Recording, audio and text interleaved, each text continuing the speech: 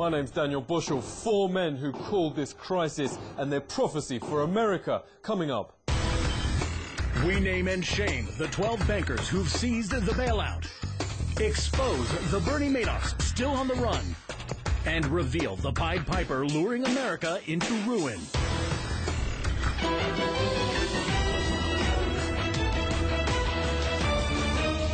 The Wicked Witch of the East, symbol of East Coast bankers drowning America in a sea of debt again and again.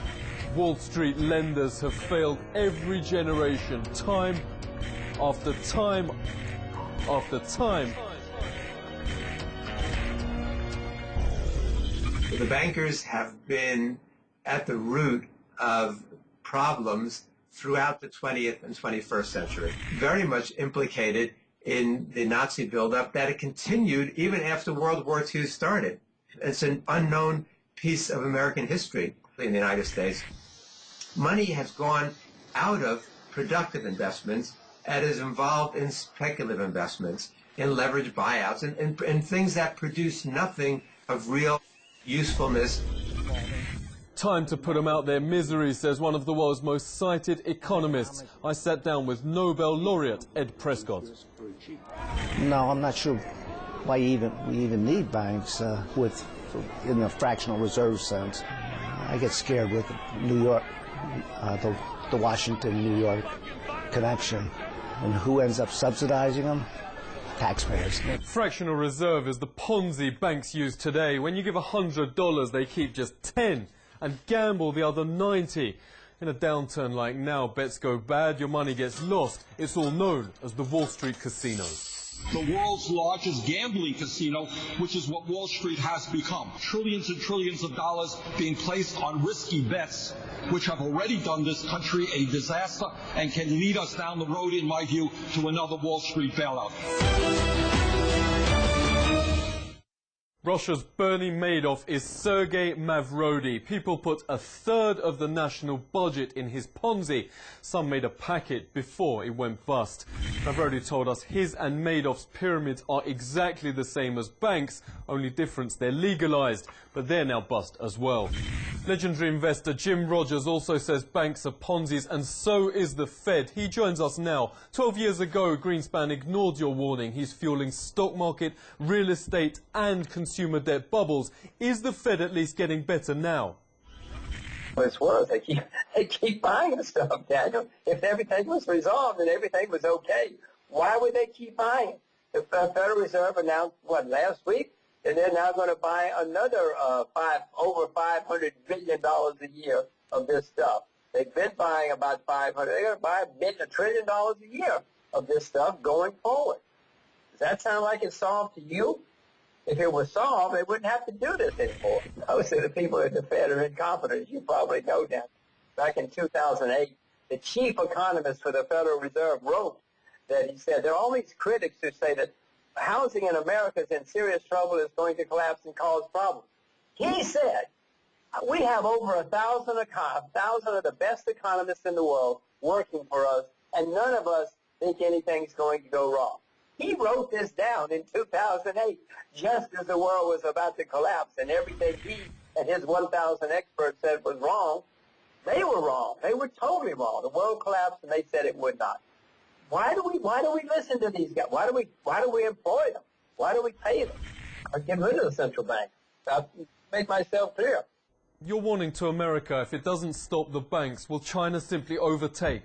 America is now the largest debtor nation in the history of the world, Daniel. It's already been overtaken. Let me repeat. In 25 years, we've gone from a creditor nation to the largest debtor nation in the history of the world. How much more money can we print, Daniel? The world's going to run out of trees. Let's say that somehow they get through 2013 and 2014. The one in 2019-20, there's no way. No way America can survive that time around. Steve Keen was voted by economists the first person, long before Rubini, to give clear warning of the global financial crisis. How was it obvious to you? This has all been totally counterproductive. When it's allowed to finance speculative objects like collateralized debt obligations and so on, it's like you and I both taking out a borrowing money to gamble on whether our next door neighbour's house will burn down. That gives us both an incentive to burn our neighbour's house down. What must Americans change, and what will happen if they don't? I'm quite pessimistic about change in the medium term because you're quite right, the finance sector just dominates politics in Washington completely, and even after one whole term of this, Obama is still, hasn't broken away from the finance sector. And I think neither will his successor necessarily. When Roosevelt came in, he then took on the banks directly, and if you read his inauguration speech, it was all about throwing the moneylenders out of the temple. So it takes a change like that. Heads of banks, real estate agents who falsified documents, mainly heads of banks. There's lots and lots of people inside banks who, if they didn't know they were engaged in fraudulent activity, deserve to be in jail for incompetence, let alone criminality. So, and if you look back at the savings and loans crisis back in the 1990s, Bill Black, who was the administrator back then, put about 300 people behind bars. Now, the savings and loans was a far smaller catastrophe than subprimes, but after the subprimes, the only person behind bars is Bernie Madoff. The Bernie Madoffs of the Fed know they're in a corner. That makes them particularly dangerous. Congressman Ron Paul. The Fed is working frantically. They're editorializing. They've hired a lobbyist. They do not want us to know what they're doing, and they use all kinds of frivolous arguments why the Congress is not allowed to know what they're up to. The Fed says the bailout's costing just $1 trillion. Mainstream media quote 7. We've obtained the documents the Federal Reserve has tried to keep secret for years, showing the real figure is $29 trillion. That's twice the value of everything produced in the US in 2012. 80% of that stash is going to just 12 banks in bed with the Fed. Bankers sitting on all of the regional feds. This, to me, smacks of enormous conflict of interest. Randall Wray warned years ago the Fed bank cartel is swelling a massive crisis. He joins us. How far has it come? Okay, there are only 12 banks that do this stuff. Okay, the total number of banks that are involved heavily in credit default swaps and who finance their positions in assets by issuing liabilities to other banks, there are only 12 of them. They should have gone in on a Friday and said, we're going to have a holiday this weekend. We're going to go in and we're going to take all of your balance sheets. We're going to see who owes who what.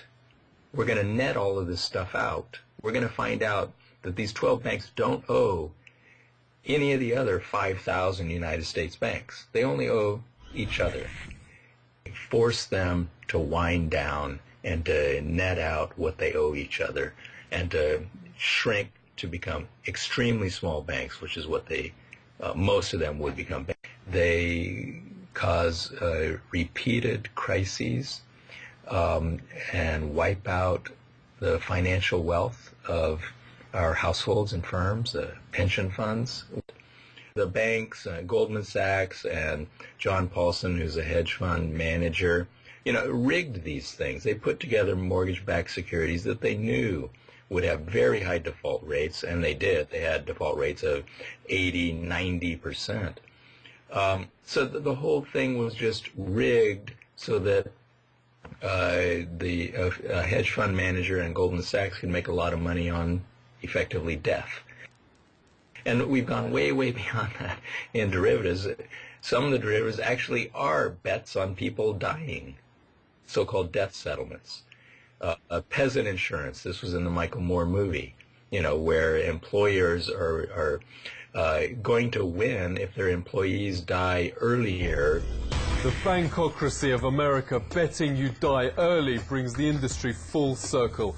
First, Jesus drove the moneylenders out. Bankers in the inferno inhabit the seventh inner ring of hell, reserved for violent sins.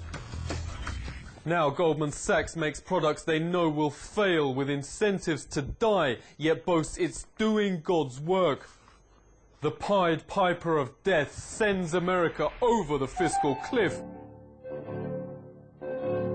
This is the Truthseeker.